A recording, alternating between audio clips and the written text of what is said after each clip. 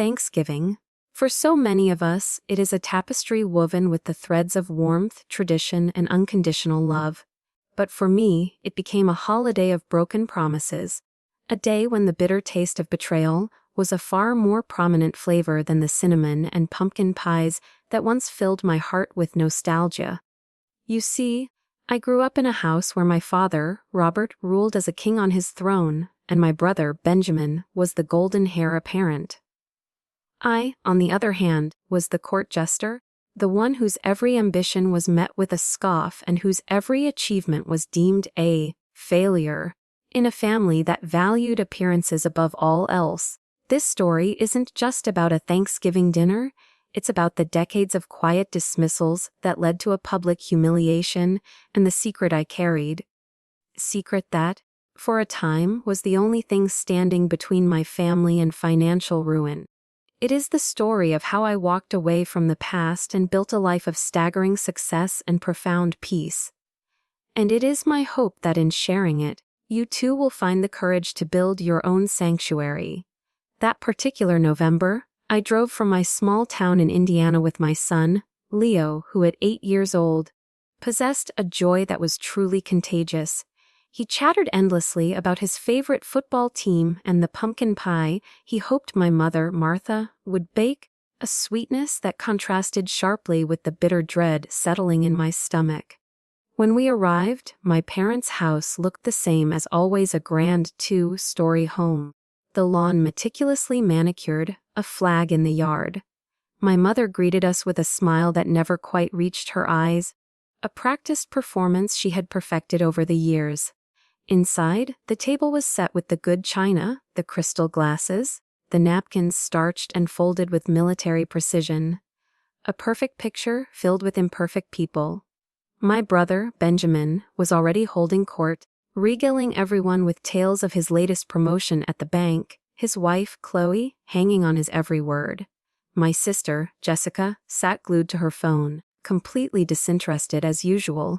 As I settled into my seat, I tried to focus on my son Leo, who was carefully tucking his toy race car under the table like a hidden treasure. I made an attempt to share a story about Leo's school science project, the one where he built a small volcano, but the words hung in the air, unanswered. My mother glanced nervously at my father. Benjamin stared at his phone. Chloe changed the subject back to her husband's career, and in that moment, the familiar sting of invisibility returned. The dinner continued in a similar fashion, the air growing thick with tension until my father, Robert, a man whose presence filled any room, suddenly slammed his fist on the table. The silverware rattled, a wine glass tipped over. All eyes turned to him. His face, red with rage, was locked on me. "You are a disgrace, Alexandra," he bellowed, louder than I had ever heard him. "A single mother, a failure! Why can't you get your life together like your brother?" The room froze. This wasn't a new accusation, but the venom, the public spectacle of it, was a new low. My heart pounded, but I kept my face calm. Leo, confused and wide-eyed, looked up from his plate. I reached under the table and squeezed his hand, a silent promise that I would not break. My father was not finished. "We gave you everything, and you threw it all away. Every time you walk through that door, you humiliate us." I glanced at my mother, but she wouldn't meet my gaze, twisting her napkin in her lap, the way she always did when she lacked the courage to stand up to him. Benjamin shifted uncomfortably, but said nothing. Chloe, ever the spectator, simply raised her eyebrows as if watching a reality television show. My hands under the table began to tremble, but I curled them into fists to hide it. I wanted to scream, to reveal all the sacrifices I had made for them, but all I could think about was my son. "Get out." My father's voice cut through the air, sharp as a knife. "You are not welcome in this house anymore. Not until you stop dragging this family down." For a moment, no one breathed. I stood up slowly, my chair scraping against the hardwood floor, the sound echoing in the silence. My voice was steady, even though a fire was building in my chest. "All right," I said quietly. Leo's lip trembled as he clutched his toy car. I helped him into his jacket and whispered that everything would be okay. Nobody tried to stop me. Nobody said goodbye. The soft click of the door as I closed it behind me was the only sound I needed to hear. As I drove away, the house's warm glow fading in the rearview mirror, I felt a new feeling entirely. Something stronger, heavier, and more certain than anything I had ever felt at that dinner table. For the first time, I felt a profound sense of clarity. The steering wheel felt cold under my hands as I pulled away from the driveway, the glow of the house fading in the rearview mirror. Leo sat in the back seat, silent, still gripping his toy car like it was the only thing holding him together. The road was quiet, lined with leafless trees and dark houses with porch lights glowing warm for other families who were probably laughing over pie and coffee. I kept my eyes forward, jaw tight, refusing to let the sting in my chest win. I wasn't about to cry in front of Leo. I'd been trained for years in the army to keep my composure under pressure, and this wasn't going to break me. Not tonight. I parked at a gas station a few miles down the road. The fluorescent lights buzzed overhead as I sat still for a moment, listening to Leo's small voice from the back. "Mom, did we do something wrong?" My throat tightened, but I turned to face him with the most steady smile I could manage. "No, baby, we didn't do anything wrong. Sometimes grown-ups just don't know how to act." He nodded, clearly not convinced, but I reached back and brushed his hair off his forehead. "You and me. We're always fine." Then, I got us hot chocolate from the little counter inside, the kind that tastes mostly like sugar and fake marshmallows. But it was enough to make his eyes light up. Sitting there in the car, watching him sip from the styrofoam cup, I reminded myself I wasn't powerless. My father might think he had the final word tonight, but he had no idea what was really keeping his world together. I drove Leo to the small apartment we still kept on the edge of town. It wasn't fancy, just a 2-bedroom place with old carpet and a heating system that rattled when it kicked on, but it was ours. As soon as we walked in, Leo dropped his car on the couch and curled up in his blanket, already drifting towards sleep. I stood in the kitchen, staring at the dim light above the sink. My father's words replayed in my head: disgrace, failure, single mom. It was as if he hadn't noticed the years I'd spent pushing past every obstacle.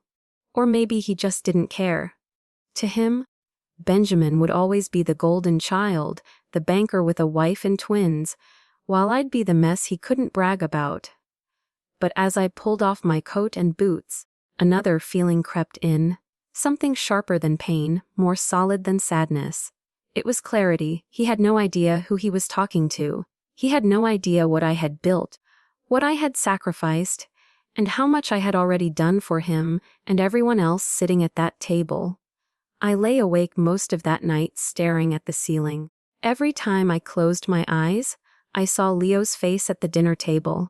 The way his eyes had widened when his grandfather shouted at me.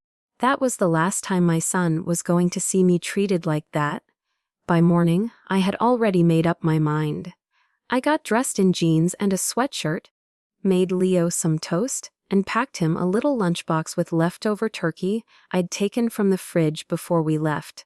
He didn't notice when I opened my laptop at the table. He was busy with his cartoons while I stared at the screen full of numbers and transfers. My family thought Benjamin's law school was paid for by scholarships. They thought my mom's medical bills were handled by her insurance. They thought the house's second mortgage had magically disappeared when my dad bragged about smart refinancing. None of them had ever asked where the money came from, and I had never told them. Looking at the list of recurring payments, the mortgage draft, the trust distributions, the automatic deposits into Benjamin's checking account, it hit me like a punch.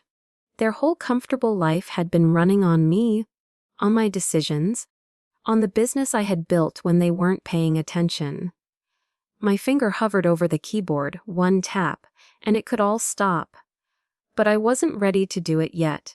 Not then. I closed the laptop, exhaled, and let it sit. Instead, I grabbed my keys and told Leo we were going for a drive. The air outside was crisp, the sky gray and heavy with November clouds. I drove aimlessly through town, past the park where I used to play soccer, past the old high school where my dad cheered for Benjamin at every football game, but never showed up for my JRTC events. I pulled into the empty lot behind the school, and for a moment, I let myself sit there, hands gripping the wheel, mind racing. This wasn't just about being kicked out of a house. It was about every year of being dismissed, every backhanded comment, every holiday where I had to sit quiet while they pretended I was invisible. Leo stirred in the back seat. "Can we go home, Mom?" I turned and nodded. "Yeah, buddy, we'll go home." Back at the apartment, I tucked him into bed for a nap, then sat down at the kitchen table again. This time the hesitation was gone. I opened the laptop and stared at the financial dashboard. One by one, I clicked through each transaction, each hidden lifeline that had been keeping my family afloat. My dad's car note, canceled. The monthly transfer to Benjamin's account, canceled. The automatic draft for the house mortgage, canceled. My hand didn't shake, not once. By the time I closed the laptop, the silence in the room felt different, lighter. Leo's soft breathing came from the bedroom, steady and calm. For the first time in years, I felt like I was the one in control. I poured myself a cup of coffee, sat by the window, and watched the cold daylight stretch across the street. Somewhere across town, my dad was probably bragging to his neighbors, acting like the king of the block. Benjamin was probably scrolling his phone, planning his next vacation, thinking his hard work paid for it all. They had no idea what was coming. The truth was finally mine to use, and I wasn't going to waste it. The steam from my coffee curled into the cold morning air, and the quiet in the apartment pressed against me harder than I expected. It wasn't the kind of silence that felt peaceful. It was the kind that made old memories slip in through the cracks when you weren't ready. I leaned back in the chair, staring at the chipped paint on the wall. And before I realized it, I was back in that same house years earlier, sitting at the kids' table with my brother Benjamin while the grown-ups laughed in the dining room. Benjamin always had the better plate, the bigger slice of turkey, the extra scoop of mashed potatoes. If I complained, Dad would bark something about not whining or earning your share. I learned young that fairness didn't exist in that house. By middle school, it wasn't just food, it was everything. Benjamin got the brand new baseball glove while I was handed his old hand-me-down cleats for track. Mom would patch up the holes and smile like she was doing me a favor. But when it came time for pictures, she always framed Benjamin's trophies on the mantel while mine stayed in boxes in the garage. I remembered one night vividly. I was 14, sitting at the kitchen table with my geometry homework spread out in front of me. I had a test the next day and I was determined to ace it. Dad walked in, glanced at my papers, and said flatly, "Doesn't matter how good your grades are, Alexandra. Nobody wants a smart mouth for a daughter. Just keep your head down and don't embarrass us." Then he walked away, leaving me staring at numbers that suddenly blurred into nothing. It wasn't just words. It was the constant reminder that I wasn't enough. When Benjamin got into college, Dad practically threw a parade.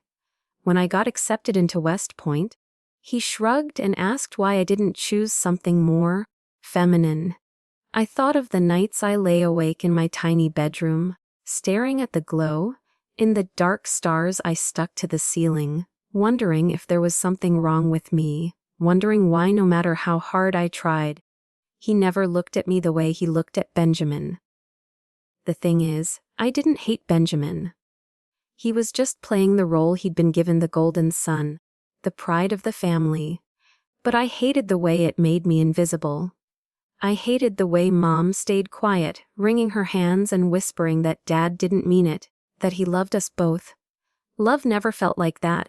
Love wasn't conditional. I closed my eyes and another memory cut through. Senior year, I had just come back from a JROTC drill meet, still in uniform, medals pinned neatly to my chest. I walked through the front door, bursting to tell someone I'd placed first in precision drill, Dad was sitting in his recliner watching television, beer balanced on his knee. "Dad," I said, smiling. "Why one?" He didn't even look up, just grunted. "That stuff won't pay the bills." "Don't waste your time." The medal was still clutched in my hand when I walked upstairs. I hid it in my dresser, and I never showed it to him again. Those small cuts added up. Over time, I learned how to shield myself, how to smile when he insulted me, how to swallow the lump in my throat, and pretend his words didn't land. But inside, it carved out a scar that never really healed. The scar came back in moments like last night when he stood over me at the table, calling me a disgrace in front of my son. It wasn't just that moment. It was every moment stacked on top of it. Every dismissal, every rejection, every time he made me feel like I wasn't worth the air in his house. I took another sip of coffee, bitter on my tongue, and forced myself to steady my breathing. I wasn't a kid anymore. I wasn't stuck in that house, waiting for scraps of approval. I was a grown woman, a soldier, a mother, and yet the echoes of those old words still found their way in. I thought of Leo. I thought of the way his eyes had darted back and forth at the dinner table, confused and scared. That was the line. Whatever scars I carried, I wasn't about to pass them down to him. He was never going to sit in a chair and wonder why his mom didn't think he was enough. The memories kept coming uninvited. The time Dad skipped my high school graduation because Benjamin had a minor work event he needed to be at. The time Mom tried to defend me softly and Dad cut her off with one glare. The time I overheard him on the phone telling a friend that raising a daughter was a waste. Every moment stacked like bricks, building a wall between us. And maybe that wall was the only thing that had kept me standing this long. The apartment heater clanged as it switched on, pulling me back into the present. I looked down at my hands, realizing they were clenched into fists. The muscles in my jaw ached from grinding my teeth. I let out a slow breath, stretching my fingers flat against the table. Those memories weren't going away. But I wasn't going to let them run me either. If anything, they reminded me why I had chosen the path I did, why I had pushed myself harder, why I had built something entirely separate from the family that tried to shrink me. Leo stirred in his sleep down the hall, letting out a small sigh. I walked over to check on him, pulling the blanket up over his shoulders. His little hand rested on his toy car, still clutched like it was the most important thing in the world. I brushed his hair back gently and whispered, "You're enough. Don't you ever forget that." The words were more for me than him. A promise, a reminder, a vow that the cycle ended here. I straightened up, turned off the light, and walked back to the kitchen. The coffee had gone cold, but I didn't mind. I felt steadier now, clearer. The past might have left me bruised, but it also left me prepared. My father had spent years underestimating me, and he was about to find out just how wrong he had been. The cold coffee sat untouched as I pulled a box from the back of my closet, the one I hadn't opened in years. Inside were old photographs, worn patches, and a pair of boots that had seen more dirt and concrete than most people do in a lifetime.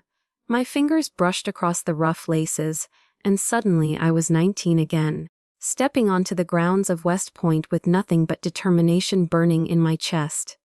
The air that first morning was crisp, sharp, almost mocking. My duffel bag felt like it weighed as much as my whole body, and the shouting of upperclassmen drilled into my ears before the sun even came up. There was no welcome, no good luck, just orders barked faster than I could process. I learned quickly that the only way through was to move without hesitation, to act before fear caught up with me. The training stripped us down, not just physically, but mentally. They shaved away ego, excuses, and comfort. I remember standing in formation at dawn, sweat freezing on my skin, repeating the same rifle drill over and over until my muscles screamed. Every mistake was punished, every weakness exposed. But for me, it was also freedom. Nobody cared that I was Robert Monroe's daughter. Nobody measured me against Benjamin. Here, I was just Cadet Harrison, and the only thing that mattered was whether I could push through. Some days I thought I wouldn't. The runs through mud that clung to my legs like chains, the endless push-ups until my arms shook like jelly, the memorization drills when my brain was already fried. But every time I thought about quitting, I pictured my dad's face. The way he dismissed me, the way he laughed when I said I wanted to serve. That memory became fuel. I wasn't just going to survive this. I was going to excel. And I did. Slowly, painfully, but surely.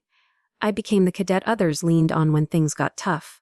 I was the one still standing at the end of a grueling march. The one shouting encouragement when voices cracked from exhaustion. I discovered a part of myself my family had never bothered to see. Strong, unshakable, and unwilling to be defined by anyone else's expectations. But it wasn't all grit and triumph. The military has a way of humbling you in ways you never forget. I'll never erase the image of one training accident, a live-fire exercise where the soldier beside me miscalculated his position. He was barely 21. One mistake and he didn't make it home. That night, I sat on my bunk staring at my boots, realizing the stakes weren't just pride or discipline. The stakes were life itself. It was in those moments that I learned the true weight of service. You don't just wear the uniform for yourself. You wear it for the ones who can't anymore. That truth settled deep in my bones and never left. After graduation, I shipped out for my first posting. The desert heat was relentless, the kind that seeped into your bones and made your skin feel like parchment. Days blurred into nights as we moved supplies, secured perimeters, and faced the constant reality that one wrong move could end everything. I wrote letters to Mom, sometimes shortened to the point, never knowing if they'd reach her. I didn't bother writing to Dad. I knew he wouldn't read them. Still, there were moments of unexpected connection. I remember sitting in a tent one evening, sharing a pack of instant noodles with a buddy who had lost his father the year before. He told me, family doesn't always mean blood. Sometimes it's just the people who have your back when it counts. Those words stayed with me, carving a new definition of family in my mind, one I'd carry long after I came home. The Army tested me in ways I didn't even know I could be tested.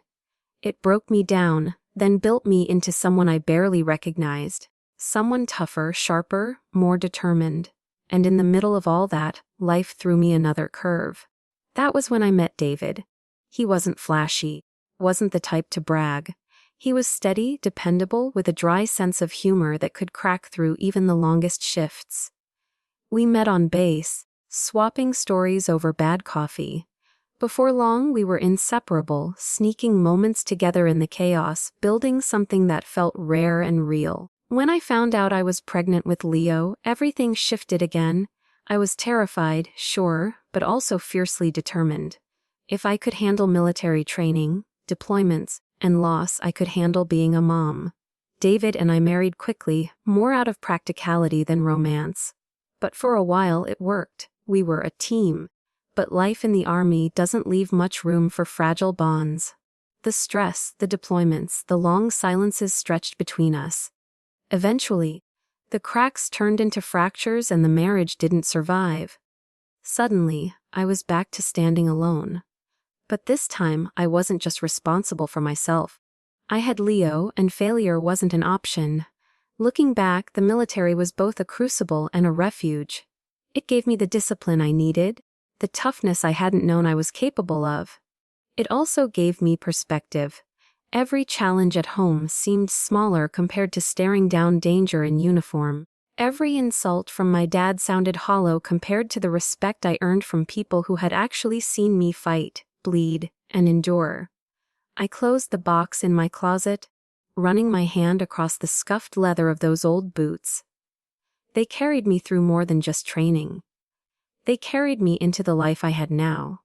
A life that, no matter how hard my father tried to tear down, was built on my own strength.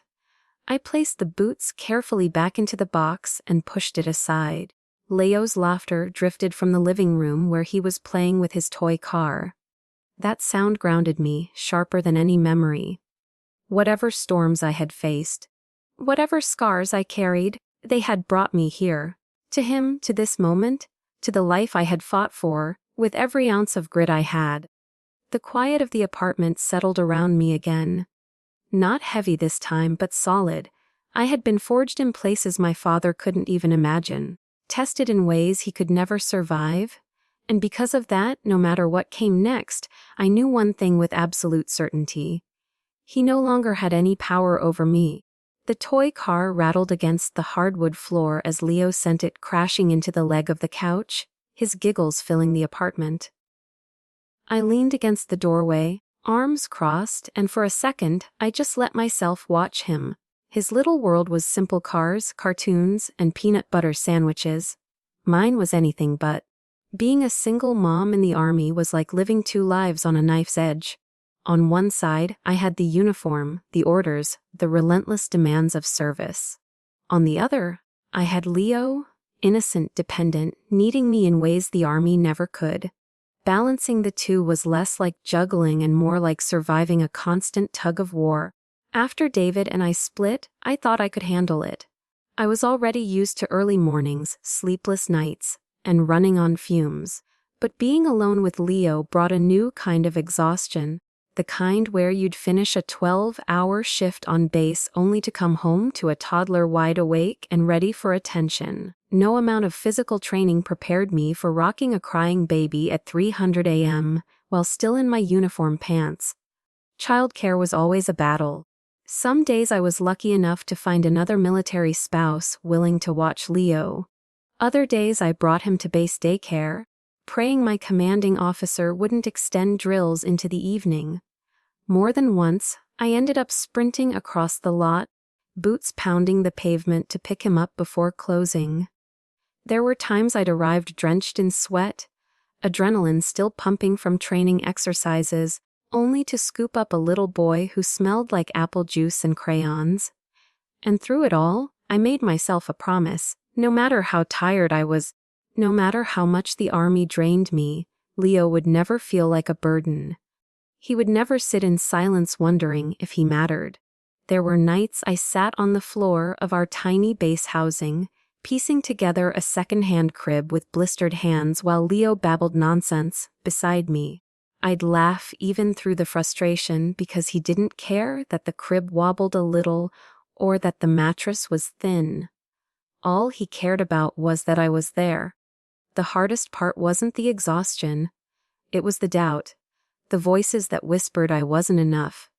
That I was failing both as a soldier and a mom. When I had to leave Leo behind for a week-long field exercise, I'd stare at his pictures stuffed in my rucksack and wonder if he'd forget me. When I was with him, I worried I wasn't pushing hard enough at work. It felt like I was always half present everywhere I went. But then there were moments that made it all worth it. Like the first time Leo ran to me in his little sneakers, shouting, "Mommy!" when I walked through the door after a week away. Or when he'd toddle around the living room wearing my patrol cap, too big for his head, insisting he was me, too. Those small victories kept me steady. There were also the people who reminded me I wasn't alone. A sergeant I worked with slipped me extra rations once when he knew payday was still too far away.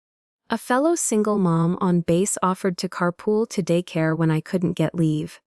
The army had its flaws, but it also created a strange kind of family, one forged in long nights, hard work, and the unspoken understanding that survival meant helping each other out. Financially, it was rough. My paycheck stretched thin across bills, food, daycare, and the endless list of little things kids needed. I learned to cook cheap meals in bulk, to scar yard sales for clothes, to patch up Leo's toys with duct tape. But I'd also learned resourcefulness. I became the kind of woman who could balance a budget on scraps, who could find opportunity in places most people wouldn't bother looking. All the while, my father's voice echoed in the back of my mind. "Nobody wants a daughter in the army." Waste of time. Those words used to sting. Now they fueled me. Every day I managed to keep Leo fed, clothed, and happy while still showing up for duty was proof that he'd been wrong about me my entire life. There were nights when exhaustion broke through, when I collapsed into bed, still in my uniform, tears stinging my eyes.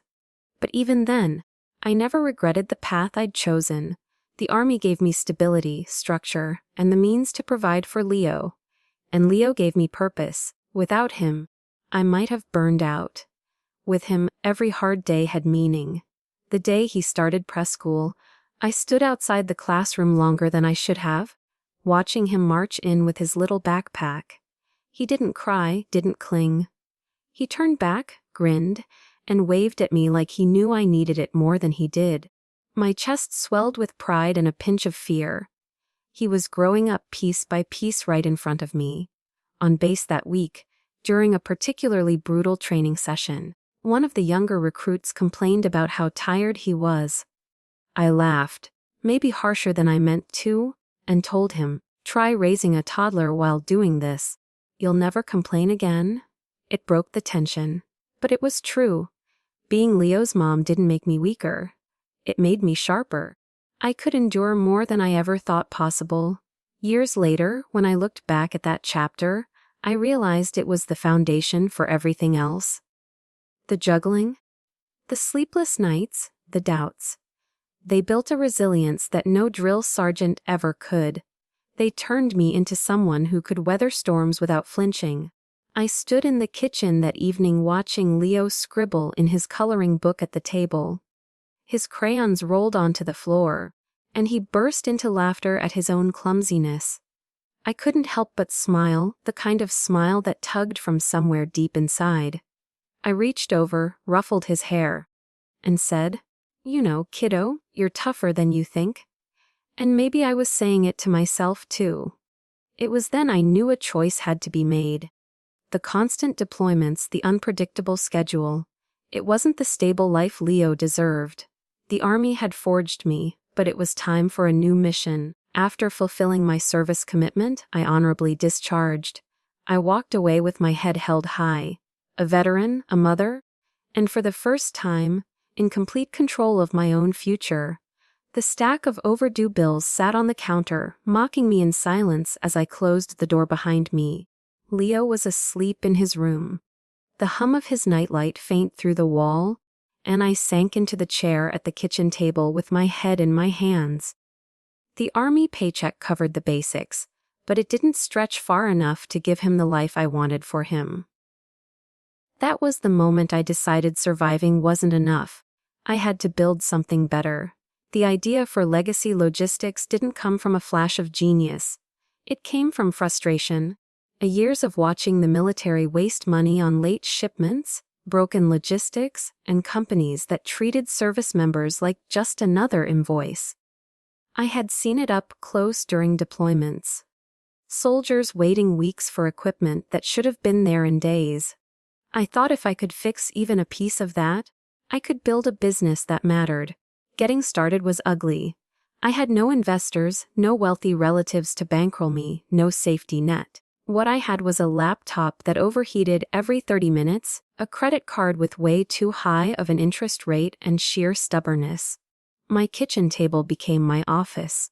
I filed the LLC paperwork after midnight, half asleep with Leo's toys scattered around me. The first hurdle was credibility. Nobody wanted to take a chance on a veteran single mom with no track record. I spent weeks cold, calling suppliers, emailing government contacts, showing up to networking events in a second-hand blazer that didn't quite fit. Most doors slammed before they even cracked open. But every rejection pushed me harder. I still remember my first meeting with a potential client. It was in a bland office with fluorescent lights that buzzed like angry bees. The man across from me skimmed my proposal and said, "Looks good. But why should we trust you with this contract? You're small. You're new. You don't have the infrastructure." I leaned forward, locked eyes with him, and said, "Because I know what it's like when supply chains fail. I've seen soldiers go without because companies like yours didn't deliver.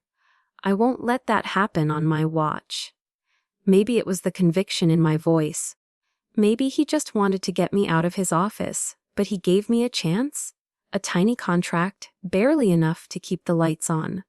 But it was something. That first job nearly broke me. I worked 18-hour days, juggling suppliers, paperwork, and late-night calls while still making it to morning roll call in uniform. There were nights I fell asleep at my laptop only to wake up to Leo tugging on my sleeve asking for breakfast. Somehow, I made it work. The shipment arrived on time, under budget, and without excuses. Word spread. Every new contract was a battle. Banks didn't want to loan me money, so I maxed out credit cards. Vendors didn't want to take me seriously, so I drove hours to meet them face to face. Once a supplier backed out last minute, and I spent an entire night driving a rented truck across 2 states to make the delivery myself. It wasn't glamorous, but it proved something. I wasn't afraid to outwork anyone. Leo grew up watching it all.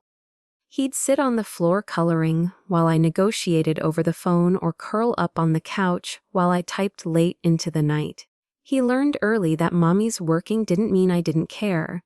It meant I was building something for him. Sometimes I felt guilty, like I was missing too much of his childhood. But then he'd look at me with those bright eyes and say, "You can do it, Mom." And I knew I was teaching him something more important than bedtime stories. There were humiliations, too. Like the time I showed up to a defense contractor's office and the receptionist assumed I was there to drop off lunch, not pitch a proposal. Or when one executive chuckled and asked if my husband was the real CEO.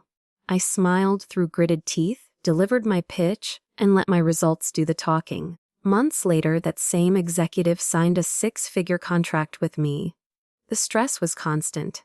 Every win came with new problems, more employees to manage, more regulations to follow, more people waiting for me to screw up. I taught myself everything from payroll to compliance, learning the hard way through mistakes that cost money I didn't have. There were days I questioned if it was worth it, if I was chasing a dream that would bury me in debt and stress. But then there were breakthroughs. The first time I hired another veteran and gave him a paycheck that meant his family could breathe easier. The first time a shipment I coordinated landed exactly where it needed to, exactly when it needed to. Those moments lit a fire in me. By the time legacy logistics started gaining traction, I had developed a reputation. Tough, relentless, no nonsense. People who underestimated me learned quickly that I wasn't interested in excuses, only results. And slowly, the contracts got bigger. The risks grew too, but so did my determination. I didn't build the company for glory or recognition. I built it because I was tired of being told what I couldn't do. By my father. By the system, by the world. Every invoice, every delivery, every new hire was another middle finger to the people who thought I'd never amount to anything. Late one night, after landing my first major defense contract, I stood in the quiet kitchen again. Leo was asleep, his toy car parked neatly by his bed. I poured myself a glass of water, stared at the signed agreement sitting on the table, and felt something shift inside me. This wasn't just survival anymore. This was momentum. The bills weren't gone. The stress hadn't disappeared. But for the first time, I could see the future. One where I wasn't just scraping by, but actually building something solid, something that couldn't be taken away. I tucked the contract into a folder, turned off the kitchen light, and walked toward Leo's room. He stirred in his sleep, clutching his blanket, peaceful in a way I hadn't felt in years. I whispered into the dark, not for him, but for me. "We're going to be all right, kiddo?" And I believed it. The glow from my laptop screen painted the room in cold blue light as I scrolled through the latest financial report. Numbers filled the page, millions in revenue, contracts lined up like dominoes waiting to fall. Growth projections that still felt surreal to me. For years, it had been about survival, about keeping the lights on and Leo fed. Now, staring at those numbers, I realized something had changed. I wasn't just running a small business anymore. I had built an empire. Legacy Logistics had gone from a desperate side hustle to a powerhouse with defense contracts stacked higher than I'd ever dreamed. The turning point came with a multi-million-dollar deal to overhaul logistics for a national training center. Suddenly, doors that had been slammed in my face for years opened wide. Companies that once brushed me off now called me first. It was dizzying, but I kept my head down and worked like hell. The money came fast, faster than I'd ever thought possible. My personal bank account shifted from scraping by to balances that made me double, check the decimal places. But with that kind of money came choices, and I made a very deliberate one. Nobody in my family could know. Not my parents, not my siblings, not even casual friends. I'd learned the hard way that money doesn't just solve problems, it attracts leeches. And my family had spent years teaching me exactly how little they respected me. The last thing I was going to do was give them another way to exploit me, so I kept it quiet. On paper, I lived modestly. Same little house, same beat-up SUV, same coffee maker that sputtered every other morning. To the outside world, I was still Alexandra, the single mom making ends meet. Behind the scenes, I was sitting on a net worth of $115 million. I made sure Leo's life stayed grounded too. He didn't grow up spoiled with luxury vacations or designer clothes. He had what he needed: stability, security, the occasional treat, but nothing that screamed, "We're rich." I wanted him to understand the value of work, not handouts. The funny thing was, money didn't change who I was.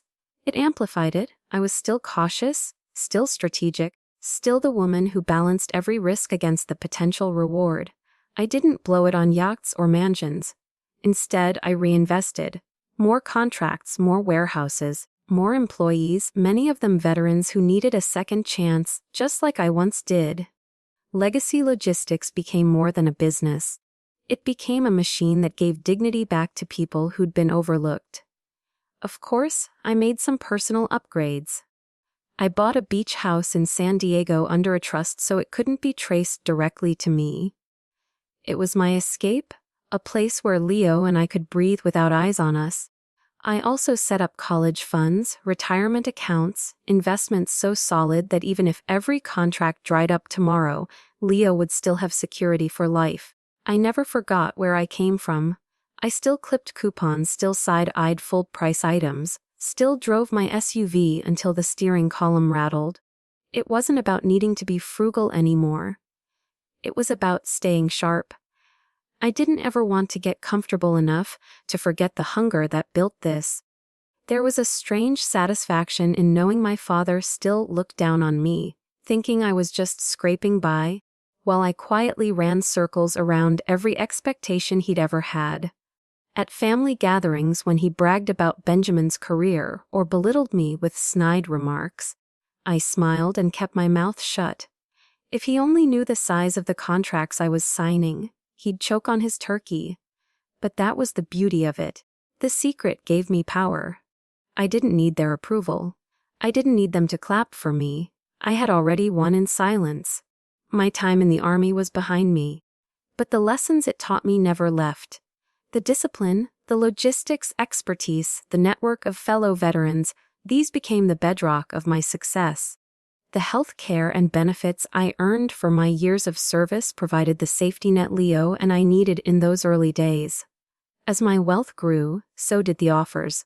Investors wanted in, politicians wanted donations, influencers wanted partnerships. I turned most of them down. I wasn't chasing fame or validation. I was chasing control. The kind I never had growing up. The kind my father always tried to strip away from me. Every morning, I woke up before dawn, laced up my boots, and reminded myself why I worked this way. It wasn't for them. It wasn't even entirely for Leo anymore.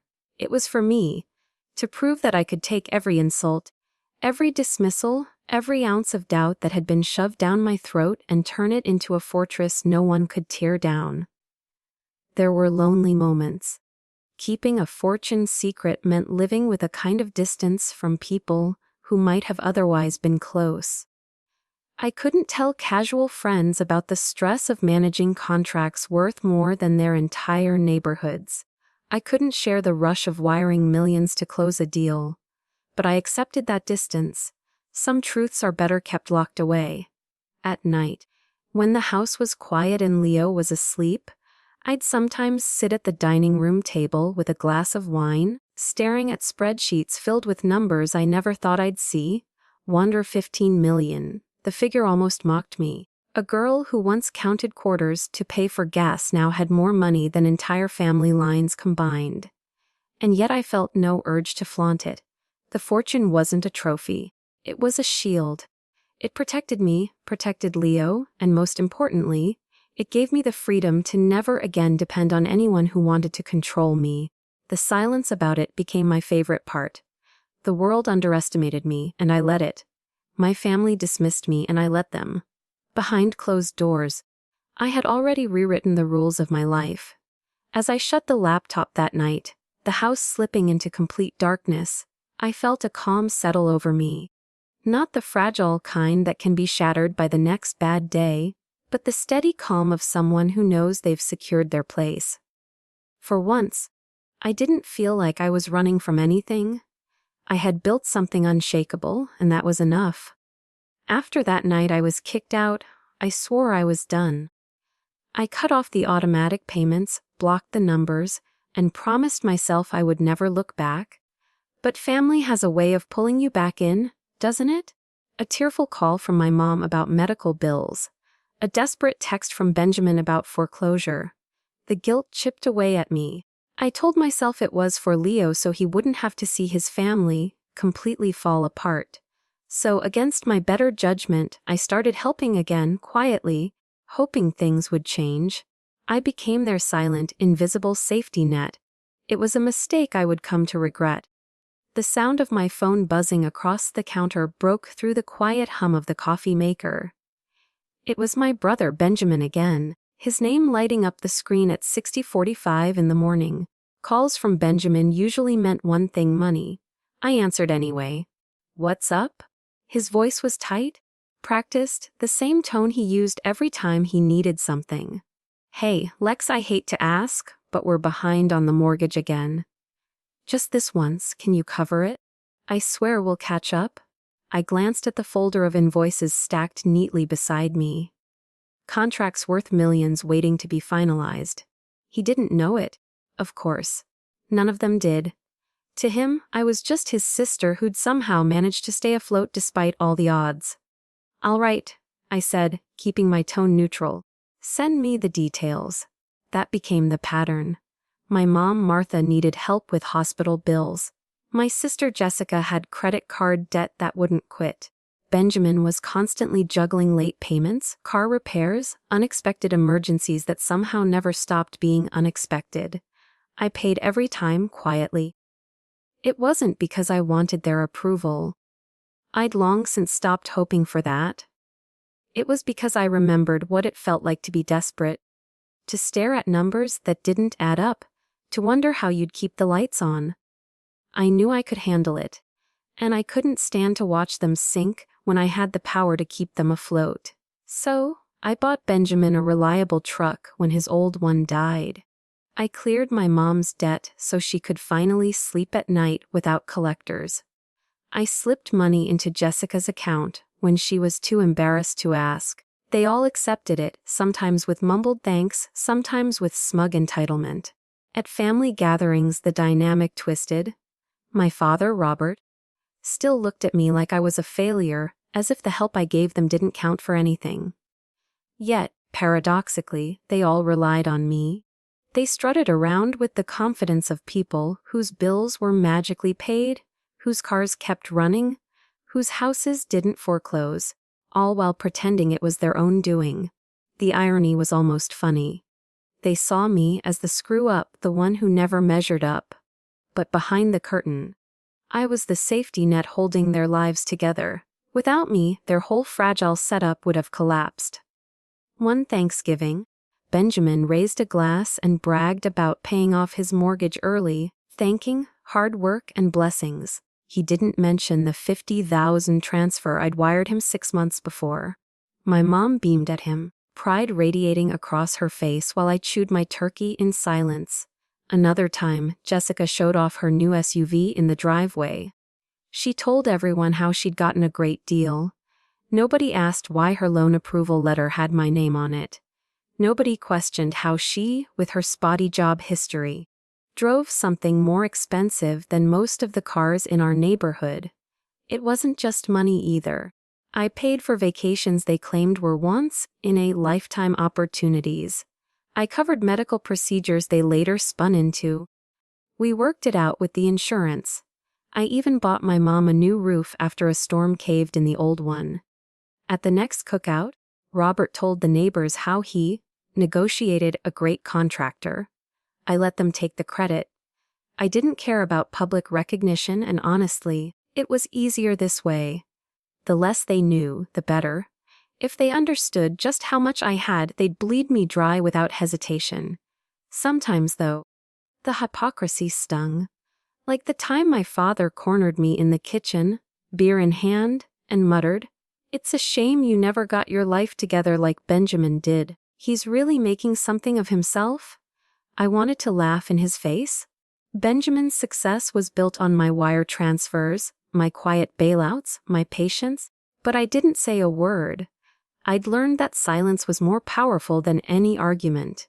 For Leo, I tried to frame it differently. He noticed when I sent money or bought gifts, and he asked why I helped people who never seemed to treat me right. I told him, because sometimes doing the right thing isn't about them, it's about who you are. He didn't entirely buy it. He was sharp. Even as a teenager. "Feels like they're using you, Mom." I shrugged. "Maybe they are, but it doesn't change the fact that I can handle it." Truth was, part of me enjoyed the quiet control. They thought they were independent, but I knew better. They strutted around with borrowed confidence while I pulled the strings behind the curtain. It wasn't about revenge, not yet. It was about leverage.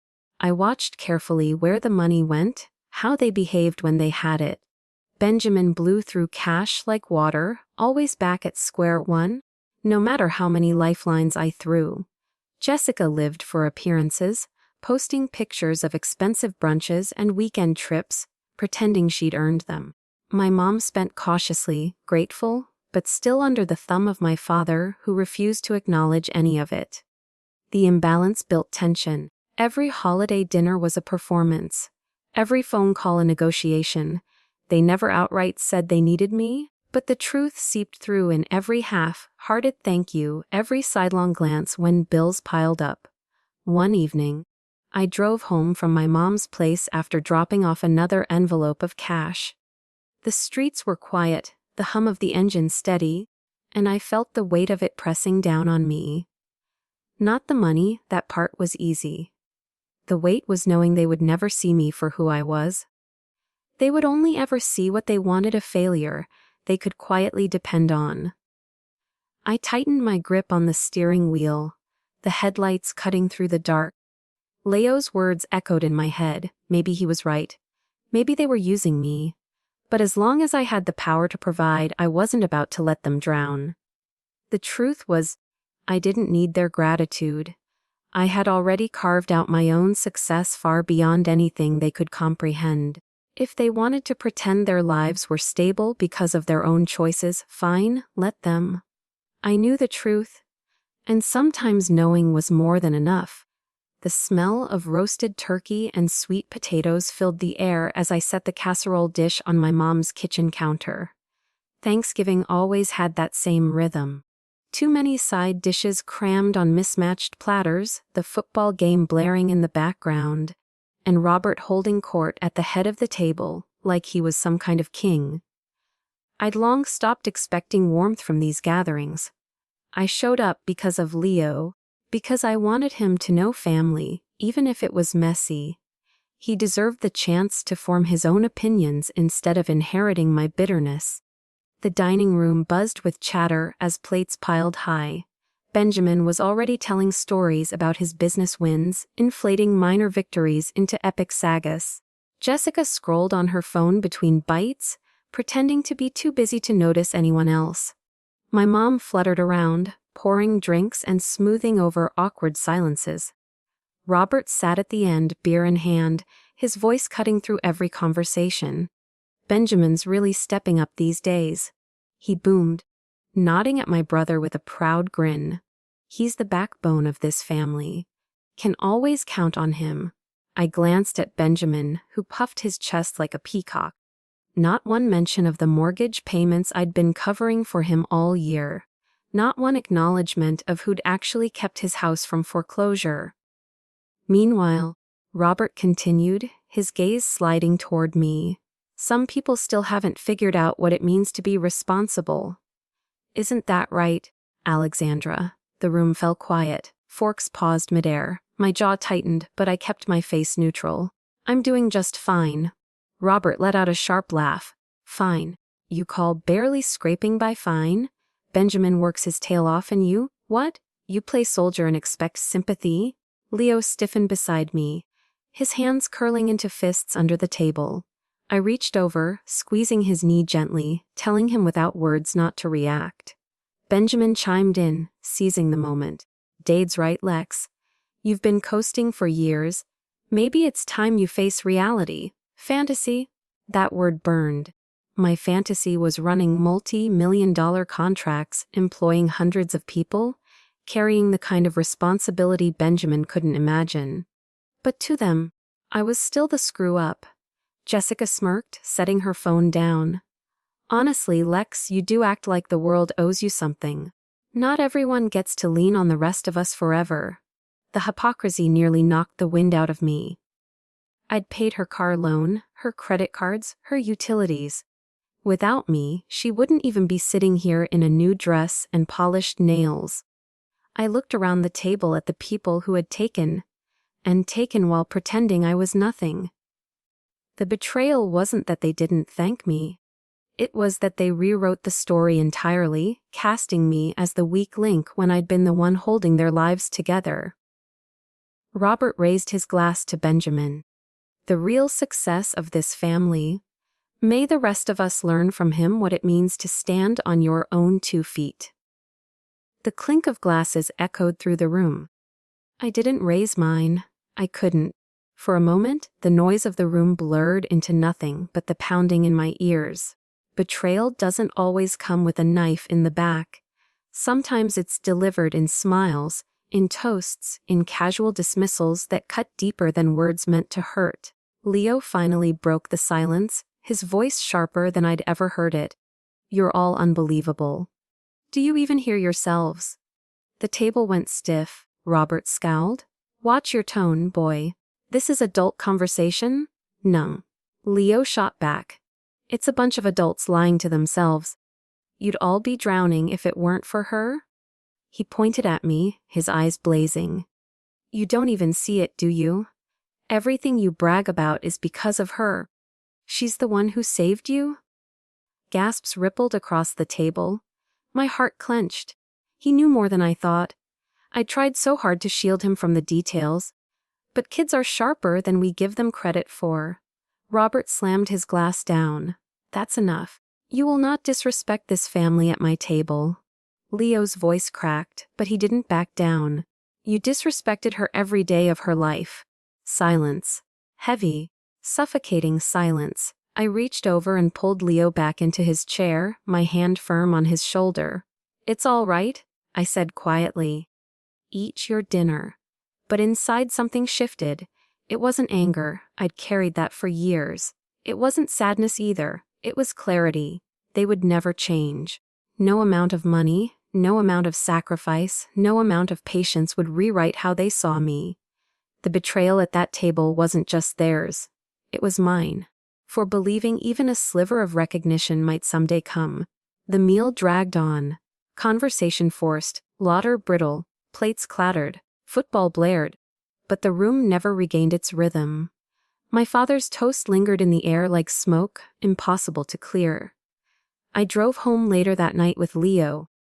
Silent in the passenger seat, the headlights stretched across the dark highway, the weight of it all pressing down heavier than ever. Betrayal doesn't need shouting matches or slammed doors. Sometimes it looks like a family dinner where the people you've carried on your back stand up and applaud someone else, leaving you invisible in plain sight, and that realization changes everything. The morning after Thanksgiving, I woke to silence in my own house. A silence that felt cleaner than anything I'd known in years. No football blaring, no sharp comments buzzing in my ears. No fake smiles plastered across faces that owed me more than they could admit. Just quiet. I poured a cup of coffee and sat at the kitchen table, staring at the steam curling upward. Leo shuffled in, still half asleep, hair sticking up like he'd fought a war in his dreams. He sat down across from me, rubbing his eyes. "You're not okay with last night?" he said. More observation than question. I shook my head. "Not anymore, and I'm done pretending to be." He didn't push, just nodded like he'd been waiting for me to finally say it. That was when I knew the quiet I'd woken up to wasn't just in my house. It had to extend to my whole life. And that meant pulling the plug on every lifeline I'd been handing out. So I did. Not loudly, not with speeches or ultimatums. Quietly. Benjamin called 2 weeks later, voice tight with panic. "Lex, the bank's on me again. I just need a little to get through December." "No," I said simply. There was a pause long enough for me to hear the disbelief catch in his throat. "What do you mean no? You've always—" "I'm not doing it anymore."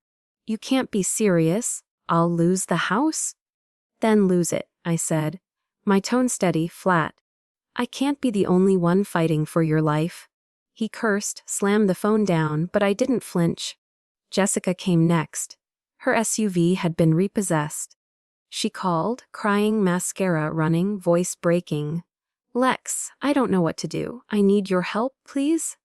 "You'll figure it out?" I told her. "Figure it out? Are you kidding? You can't just leave me hanging." "Yes, I can," I replied and ended the call. My mom tried the soft approach. "Honey, your father and we're behind again. Medical bills, you know how it is. If you could just—" "No, Mom." She hesitated, voice faltering. "But we're family." "Exactly," I said. "And family shouldn't be built on lies. I'm done playing along." There was a long silence before she whispered, "Your father will never forgive you for this." I let out a dry laugh. He never forgave me for being born mom. I think I'll survive. The calls kept coming, each one more desperate than the last. Late night voicemails, long texts filled with guilt trips, angry accusations, pitiful begging. I ignored them all. The quiet revenge wasn't about yelling back or exposing them. It was about subtraction, pulling away the invisible scaffolding that had been holding their lives upright. And when I stepped back, their structures started to crumble. Benjamin's house went into foreclosure by February. He tried to spin it like the market was against him, but everyone knew the truth. Jessica downgraded to a beat-up San she could barely keep running. She stopped posting glamorous brunch photos and started ghosting people who asked too many questions. My mom called less and less, her tone brittle when she did. She mentioned once that Robert had to sell one of his prized tools just to cover the electric bill. I could almost picture the rage on his face, the humiliation he'd never admit out loud. And through it all, I stayed quiet. I didn't gloat, didn't point fingers, didn't say, "I told you so." That wasn't the point. The point was freedom. For the first time in years, my bank account wasn't a lifeline for anyone but me and Leo. I could breathe without wondering who would come knocking next. I could focus on my work, my life without juggling the weight of their mistakes. Leo noticed the change. "You're different," he said one night as we ate takeout on the couch. "How so?" "You laugh more. You don't look so tired all the time. It's like lighter." He was right. Cutting them off wasn't just revenge. It was relief. I wasn't blind to the fallout. I heard the rumors, the twisted stories they told to make themselves the victims. To outsiders, Benjamin painted me as cold. Jessica called me selfish. Mom said I'd abandoned the family. Robert didn't say much, just shook his head whenever my name came up, like I was already dead to him. But none of it mattered. The beauty of quiet revenge is that it doesn't require validation. It doesn't even require them to know it's revenge. All it takes is stepping away and letting gravity do the work. The more their lives unraveled, the more I realized how much of my own energy I'd been bleeding into people who never respected me. Pulling that energy back didn't just weaken them, it strengthened me. I invested more into legacy logistics, scaling contracts, hiring veterans who needed second chances. I put money aside for Leo's future, for his college, for a life that wasn't chained to the same cycles I'd grown up in. And I found joy in the quiet. Early mornings with coffee, evenings on the porch watching the sunset, weekends spent laughing with Leo instead of arguing with people who never listened. The revenge wasn't in their downfall. It was in my peace. Of course, they didn't see it that way. To them, I was the traitor, the ungrateful daughter who turned her back on her family. But the truth was simpler. I just stopped carrying them. And once I set that weight down, I never intended to pick it up again. The salt air hit me the moment I stepped out onto the deck of my new house. The Pacific stretching wide and endless in front of me. The crash of waves against the cliffs below drowned out every memory I'd left behind in Indiana. San Diego wasn't just a change of scenery. It was a clean slate, a chance to build something that was mine, untouched by anyone else's expectations. Leo leaned against the railing beside me, his eyes brighter than I'd seen them in years. "This doesn't even feel real," he said, grinning as he scanned the ocean. "It's as real as we make it," I told him, and I meant it. For the first time, we weren't surviving, we were living.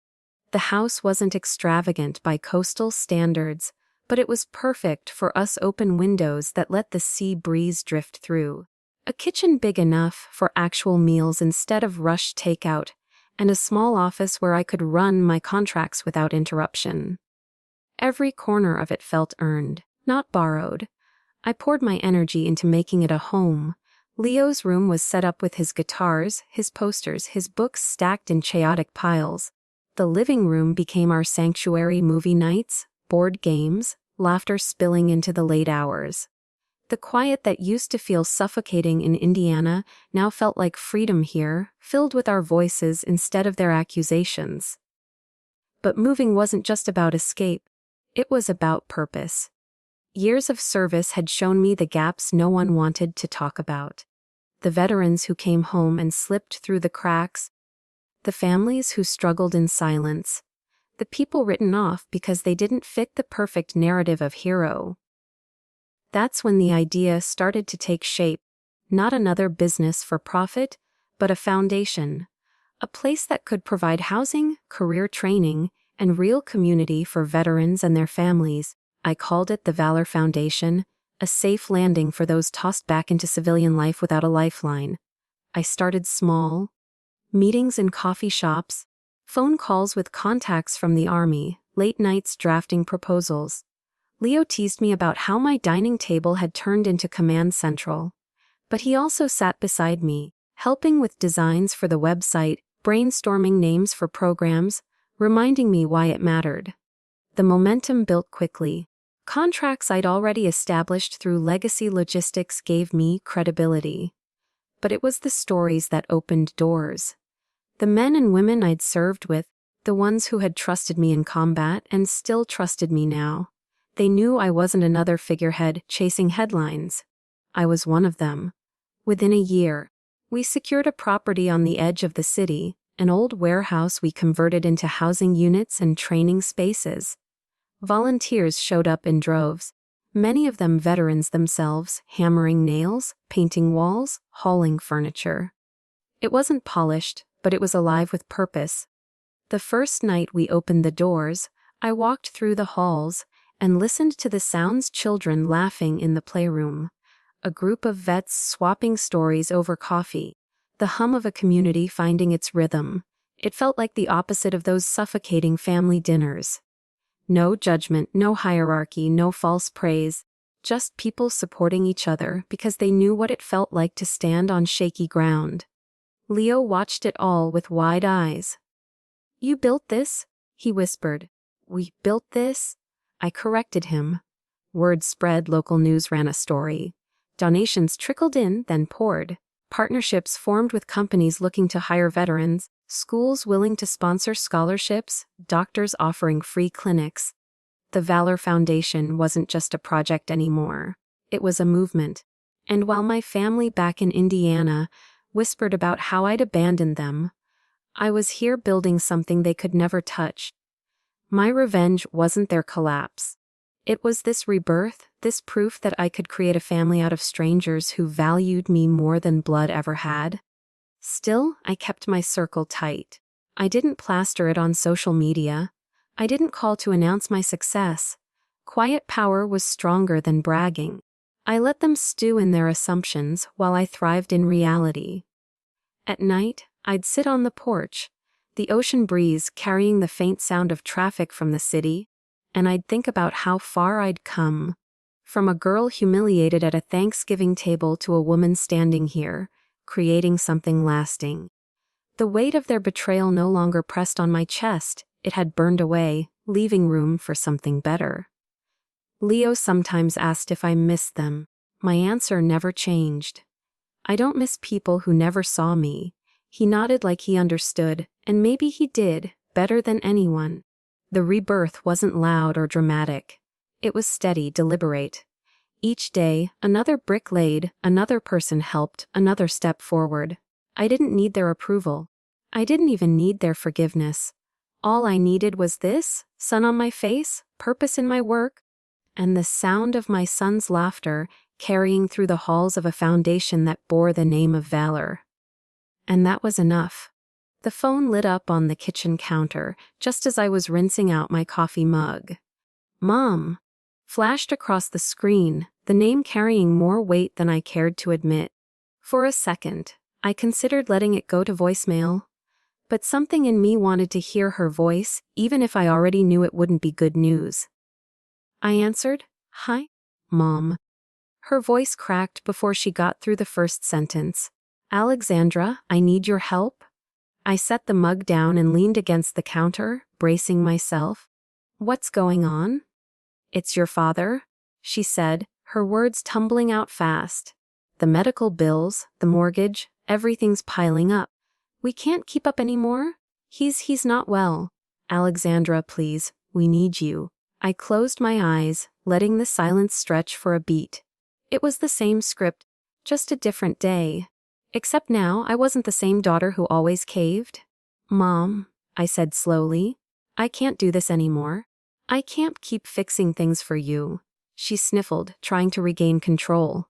"This isn't just about money. He's angry, Alexandra. He keeps talking about how you turned your back on us. If you could just come home, just talk to him. Come home."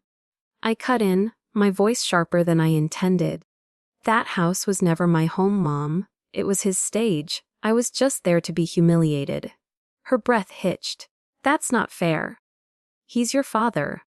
"No," I said, steady now. "He's a man who made it clear I'd never be enough. He tore me down in front of relatives, mocked my service, dismissed everything I accomplished, and you stood there. You let him."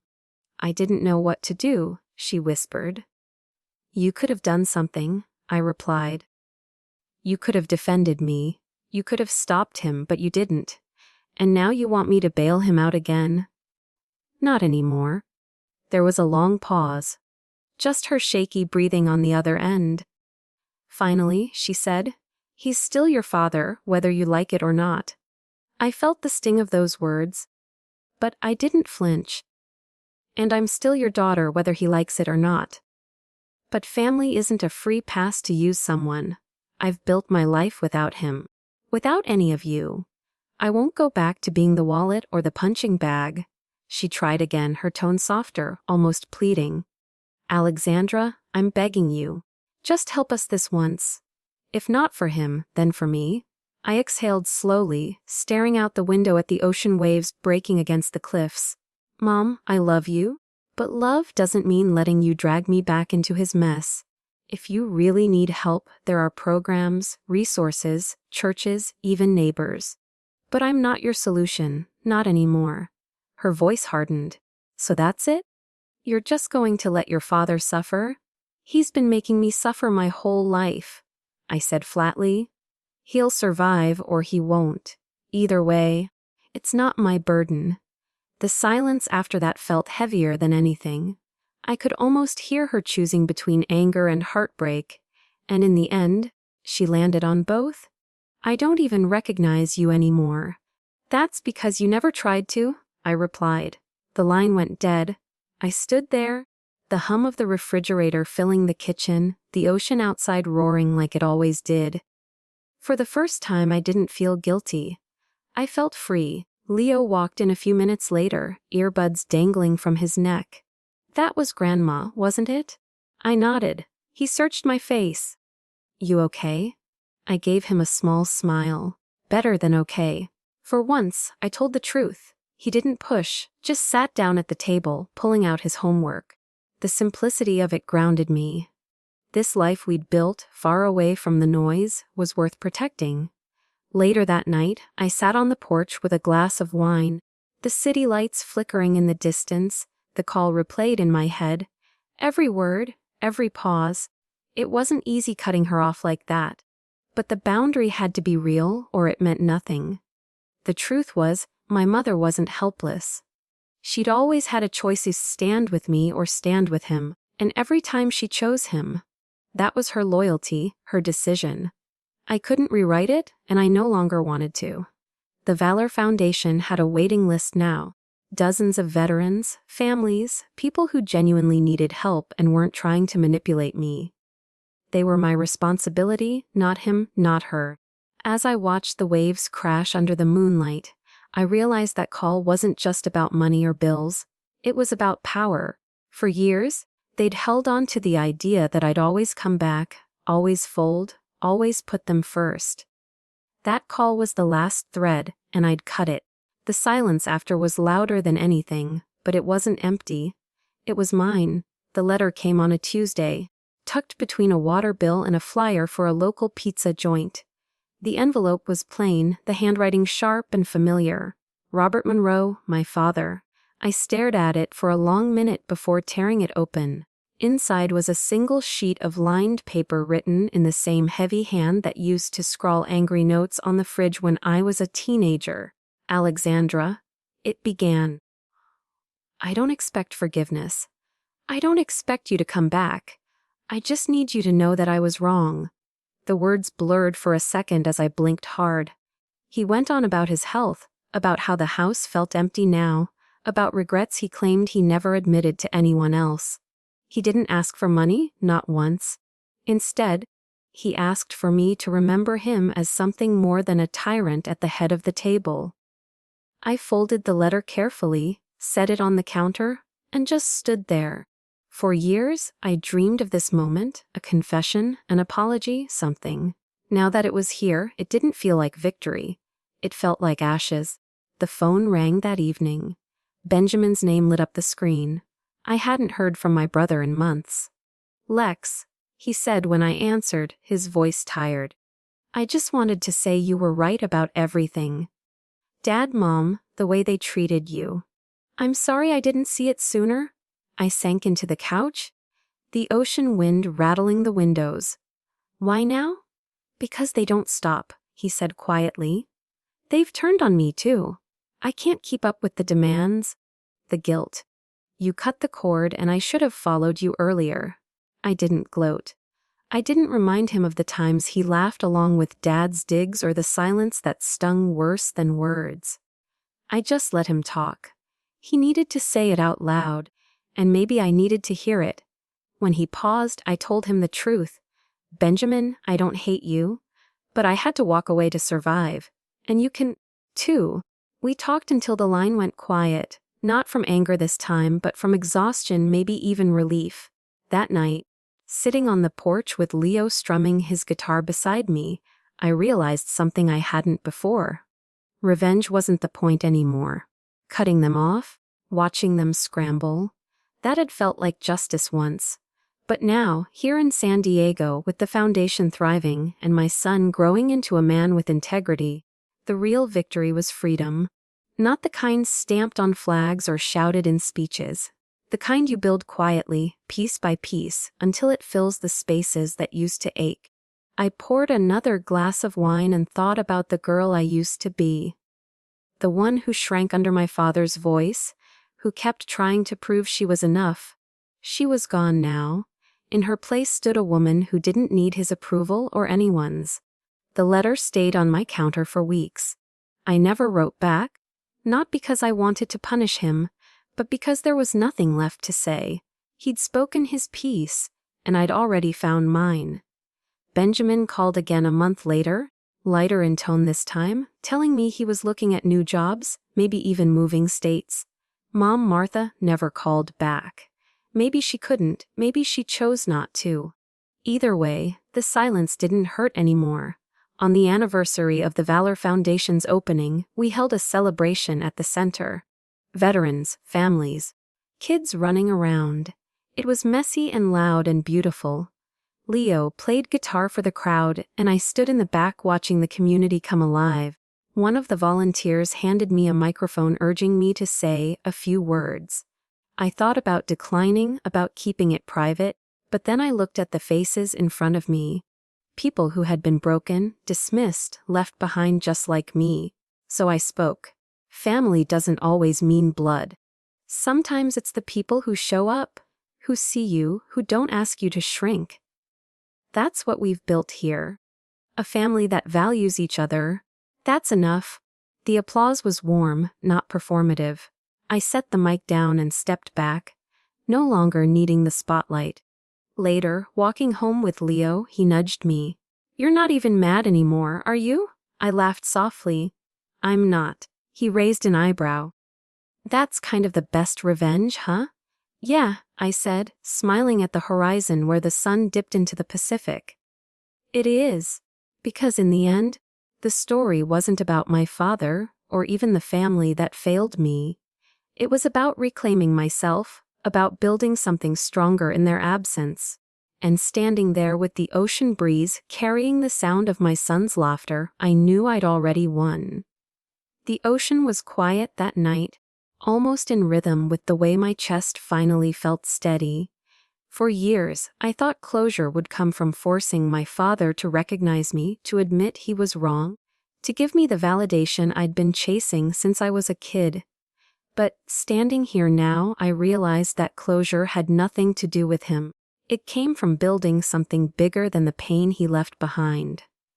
It came from serving my country with pride, from raising Leo into a young man who understood respect better than his grandfather ever did, from creating a foundation where broken families could find strength again. The letter on my counter, the calls from Benjamin, the silence from Mom, they were pieces of the old story. But I wasn't living in that story anymore. I was writing my own, and it wasn't about revenge. Not really. It was about freedom, the kind no one could give me and no one could take away. People often say success is the best revenge. Maybe they're right. But for me, peace was better. Being able to sit with my son, laugh without fear, look out at the Pacific, and feel no weight on my shoulders. That was the victory. If there's one thing I've learned, it's this. You don't owe anyone your happiness. Not even the people who raised you. Blood might make you related, but respect makes you family. And when respect is missing, you have every right to walk away and build your own life. So that's what I did. I walked away from the table where I was never welcome, and I built my own, one that's full of laughter, loyalty, and love. And the best part, I never needed my father's approval to sit at it. If this story resonated with you, I encourage you to share your thoughts in the comments below. Let me know what valuable lessons you've learned from life's challenges. And don't forget to subscribe for more inspiring stories.